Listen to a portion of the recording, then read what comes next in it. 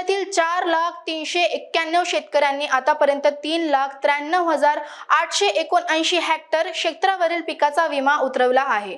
सुमारे 50% क्षेत्राचा विमा काढणे अद्यापही बाकी असून पीक विमा भरण्यासाठी आता केवळ 4 दिवसाचा कालावधी उरला आहे।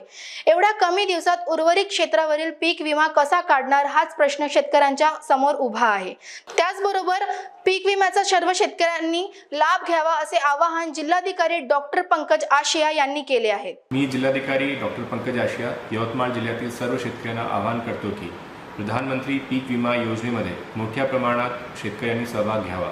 त्यासाठी सर्व शेतकऱ्यांनी जवळील बँक, CSC केंद्र तसेच पोस्ट ऑफिसला जाऊन पीक विमा नोंदवून घ्यावा। पीक विमा नोंदवण्यासाठी लागणारे आवश्यक कागदपत्रे आधार कार्ड, बँक पासबुक, 7/12, स्वयंघोषित पीक पेरा पत्रक इत्यादी आहेत। तसेच यावर्षीसुद्धा पीक विमा नोंदवण्यासाठी प्रति अर्ज 1 रुपया शेतकरी विमा हप्ता रक्कम आहे। पीक विम्यामध्ये सहभागी होण्याची शेवटची तारीख ही 15 जुलै 2024 आहे।